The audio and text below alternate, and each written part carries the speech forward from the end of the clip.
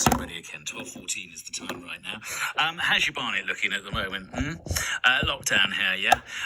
We've all got it, and we all hate it. Some of us have even managed to rope our other halves into becoming budget barber. I'm not going to describe my other half as a budget barber. She's done actually a really good job. And if her current employment area would ever to dry up, I would say that she's fine. We'll see. And I'm going to say that, and I mean it, and I get brownie points, and she won't be waiting with a rolling pin when I get home. At least in the winter, we can put a hat on, but we perhaps weren't in that situation last year, were we? Although I did wear a hat for quite some time. I'm pleased to say that, maybe there's light at the end of the tunnel. Maybe help is at hand soon. Let's talk hair with Callum Francis, who's the owner of Old Town Margate Barber. And it's nice to have Callum with us. And also we are joined by Sarah Bridges, who is the salon manager at the Lounge in Faversham. Callum, I'm going to start with you. How are you doing? Not too bad. How are you doing? Yeah, I'm all right, actually. I'm all right. This is a subject that we've talked loads and loads and loads about over the last few months, and we do it quite regularly, really. But first of all, how's things for you, and what are people ringing you up about? Because they must be ringing you and asking for some tips at the moment. Well, things for me at the moment are pretty quiet. On the hairdressing side, anyways, and the barbering side. I must get 5 to 6 messages a day at least. Can you sort me out? When are your next open? What's going on? And the answer is, obviously, we find out when you find out. And that's kind of where we're at the moment. Finding things to do. Understandably, just like everybody else at the moment. How have you managed to keep the business going throughout the year? Because it's been a torrid 12 months, and open for a bit, and then shut for ages, then allowed to open for a little bit, and then shut down again. What's it been like for you? A roller coaster. Well, it's been an interesting one, because today actually marks 12 months to the day that we actually got the keys for the shop. So we've completed a full year of having the keys. In that time, I think we've only been open for just a little over 4 months. So, and that's out of 12. So it's been a bit of a roller coaster, but I've got to say it has been positive. When we have been open, it's been great. Really good positive feedback. We're a little bit different to a lot of other barbershops in our area. But yeah, just like it is for most people, it's a tough time, and the hardest battle is keeping that positive mental attitude and keeping a bit of focus. Absolutely. Let's just bring in Sarah. Hi, Sarah. How are you doing?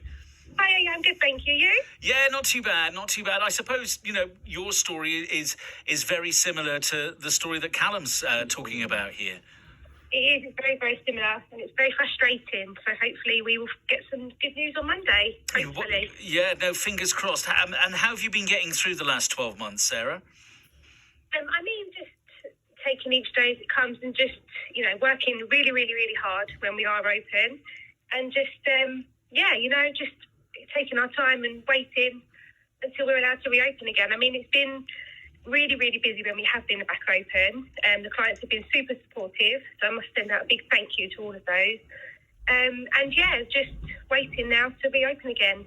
Okay, I'll start with you. I'm going to just go through some quick tips for people, just to to try and try and keep hold of some semblance of nice hair. If they're not cutting, if they're not dyeing, Sarah, first of all, you will deal with the ladies, and Callum will chat about the chaps in a sec. What are the things that we should be doing on a regular basis for the ladies to make sure that their hair stays in peak condition? And are there products and things that they should avoid like the plague?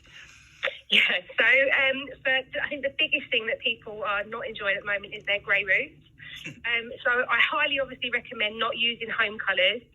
There's plenty of sprays on the market that can get rid of those greys, especially powders, or even down to makeup in your makeup bag, like eyeshadows can easily just blend those greys away.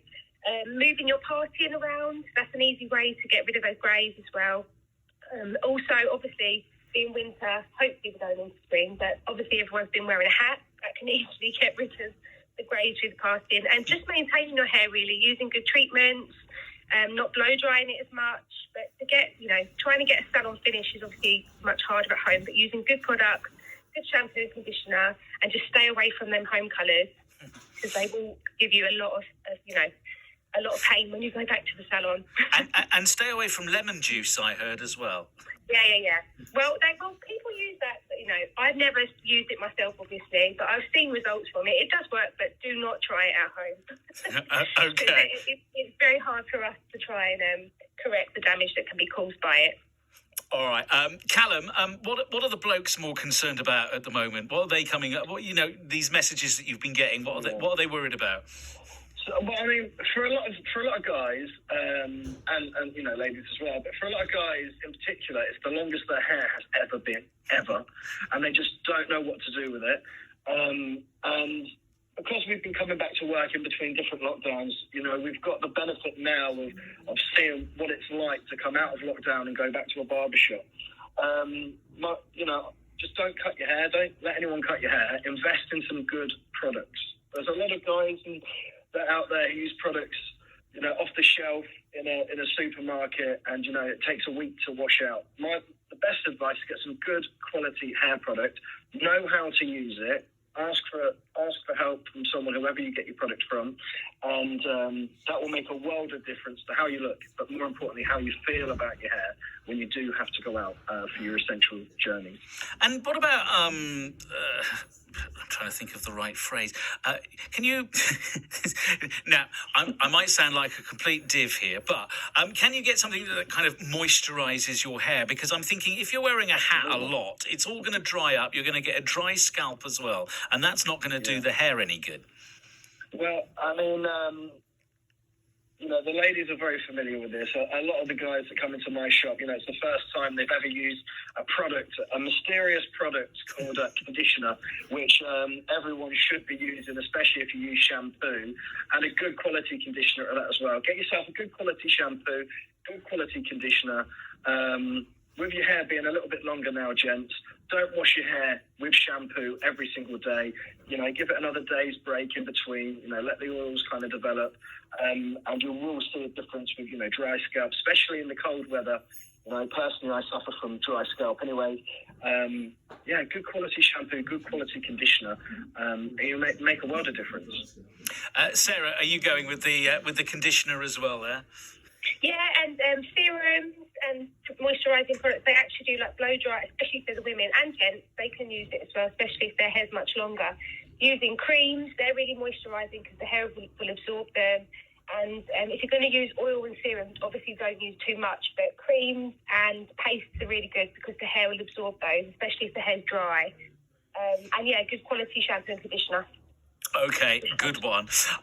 Something that we have been asked about, because we have done this many times over the last year, and people have been contacting us with questions for people like you and for Callum as well, and it's the fringe trim, and what advice would you give someone? So my other half, she clippered my hair. I'm really easy to do because I'm a grade 1 on around the backs and the sides, and a 2 on the top, and then a bit of a spiky fringe. So it's not terribly difficult. And she's brilliant at doing all of that. But I was trimming my fringe in the mirror last night, and trying to work out what's backwards and forwards in a mirror and what's left and right, and then trying to get the right tufts that you've got up between your fingers. What advice have you got, apart from don't do it? What advice have you got for fringe maintenance, Sarah?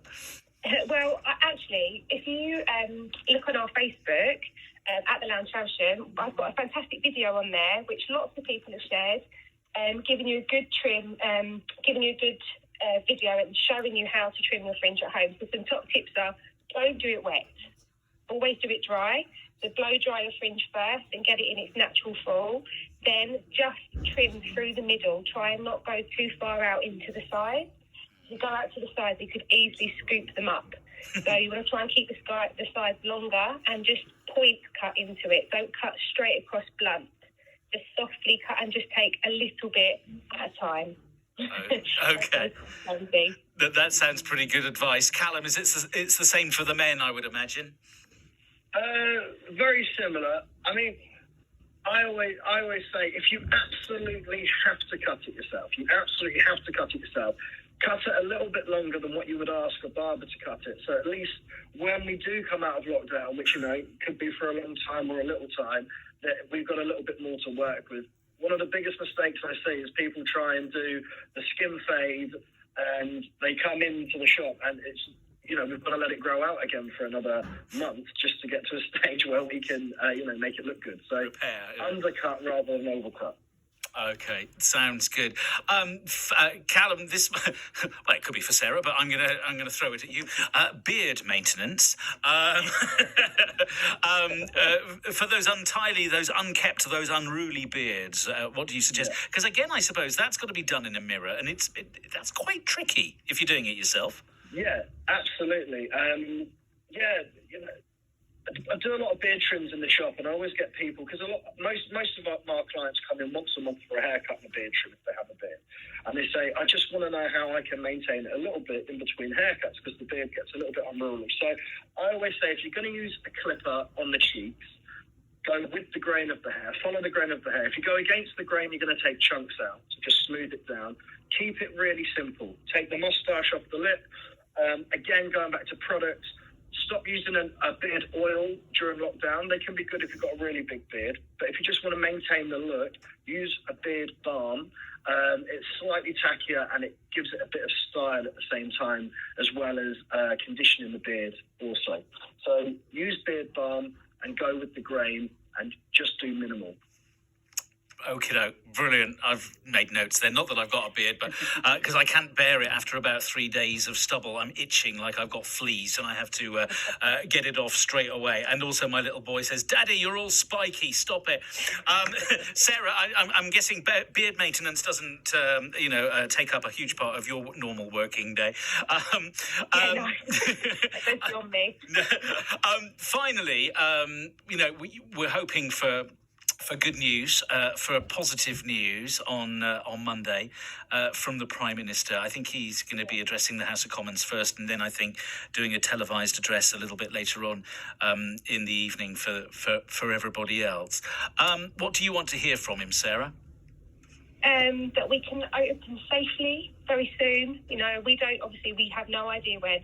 I think the biggest thing for our industry is we don't actually know what category we come under, whether we'll be hospitality, whether we'll be non-essential shops. So it's just finding out where we fall in this marked out, plan to hopefully reopen.